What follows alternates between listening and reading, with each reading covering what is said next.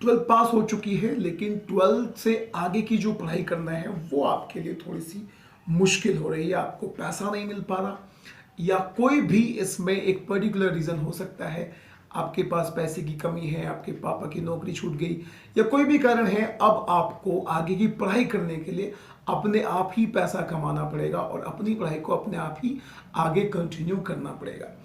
अब दोस्तों यहाँ स्टूडेंट्स का जो मेन टाइम है, सबसे पहले मैं आपको बताना चाहता हूँ कि ये जो एक टाइम है ट्वेल्थ के बाद का, ये बहुत ज़्यादा एक सेंसिटिव टाइम है जिसमें आपको दो डिसीजन लेने होते हैं। पहला डिसीजन ये कि आप ट्वेल्थ के बाद करेंगे क्या। दूसरा डिसीजन ये कि आप ट्वेल्थ के बाद महंगी वाली पढ़ाई करेंगे या सस्ते वाली पढ़ाई करेंगे।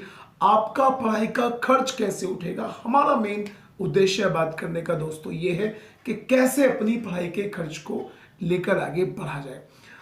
अगर आपके वो घर से पैसा नहीं मिल पा रहा, आपकी फैमिली आपको पैसे से कोऑपरेट नहीं कर पा रही, तो अब आपके पास क्या ऑप्शन है, वो मैं आपसे उन ऑप्शंस के बारे में मैं आपसे बात करने वाला हूं। तो दोस्तों ये ऑप्शन है कि अगर आप लोगों ने जल्दबाजी में कोई मजदूरी लेवल का काम करने की सोची है, तो आपकी जिंदगी का और आपके करियर का इससे बड़ा मुश्किल मूवमेंट कुछ भी नहीं हो सकता। इससे बड़ा रॉन्ग डिसीजन कुछ भी आपका नहीं हो सकता, क्योंकि this is going to be the biggest wrong decision of your life. This is definitely the wrong decision of your life.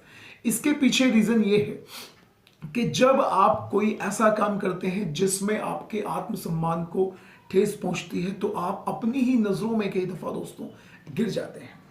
और अगर आप अपनी ही नजरों में गिर जाते हैं, तो फिर आप ट्वेल्थ के आगे की जो पढ़ाई करेंगे, सबसे पहले उस पढ़ाई में आपको प्रॉब्लम आने वाली है, क्योंकि आप कहीं ना कहीं खुद से नजरें मिलाने में आपको दिक्कत आएगी।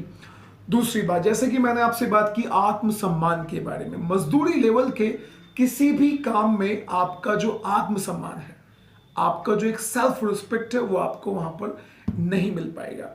तो आपको डेफिनेटली ये आपके करियर का एक पॉइंट है, जहां जो टर्निंग पॉइंट है, but you are just unable to take a particular and a proper decision just because of lack of money. पैसे की कमी की वजह से आप अच्छा डिसीजन नहीं ले पा रहे।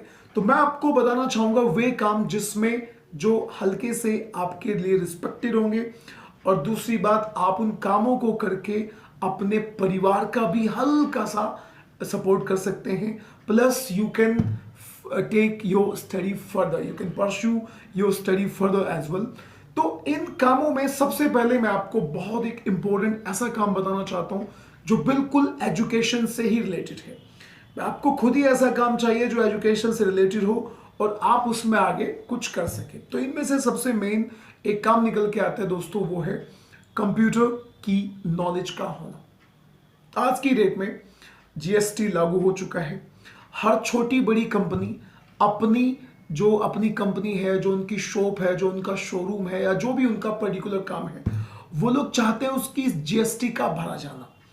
अब ये जीएसटी वाला जो काम होता है, या जितने भी कंप्यूटर्स में काम होते हैं, कई बार इस काम को हर लाला, जो आप लाला समझते हैं अच्छे से, या हर कंपनी वाला या हर शोरूम वाले इस काम की हेडेक लेना बिल्कुल भी नहीं चाहेंगे।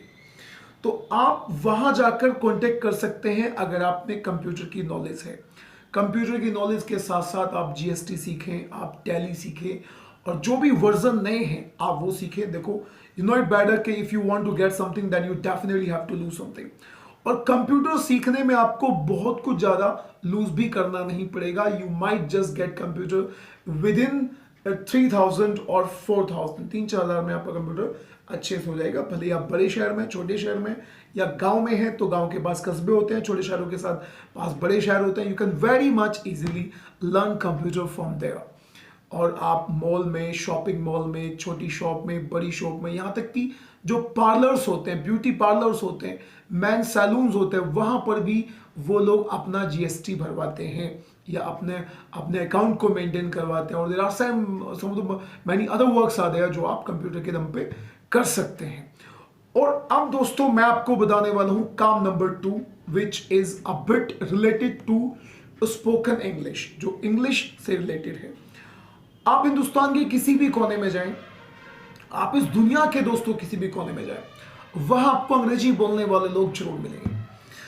अब एक बहुत ही छोटे एग्जाम्पल से मैं आपको शुरुआत करना चाहता हूं। अगर आपके कस्बे में एक शॉप है जहां पर मान के चलिए हीरो होंडा का शोरूम है, आप हीरो होंडा के शोरूम में एज अ रिसेप्शनिस्ट काम कर सकते हैं, क्योंकि हर कंपनी चाहती है कि उनके पास एक ऐसा रिसेप्शनिस्ट हो जो अच्छे से उनके ग्राहक को डील कर सके। चलिए, ये एक अलग बात हो गई।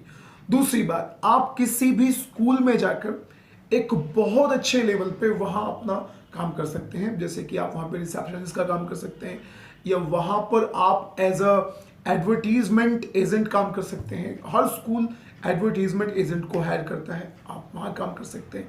अगर आप किसी छोटे कस्बे में, I am just talking about a very small town of the village, अगर आप बड़े शहर में आते हैं तो वहां आपके लिए सेवरल ऑप्शंस खुल जाते हैं।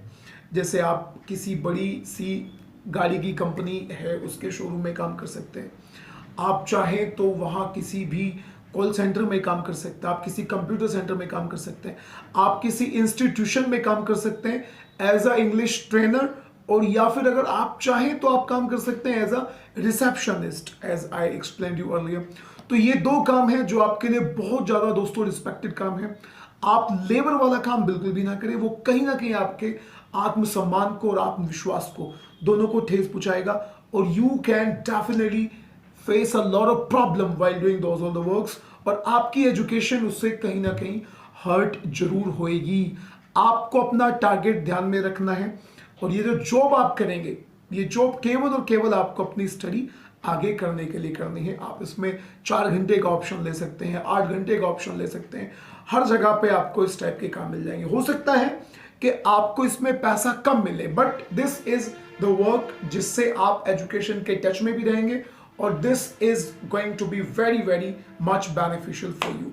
ये मेरा मशवरा उन स्टूडेंट्स के लिए था जो 12th के बाद आगे की पढ़ाई अपने ही दम पे करना चाहते हैं, और अपने दम पे पढ़ाई करने के लिए आपको ये जो 2 मशवरे मैंने आपको दिए, these are the best for you guys.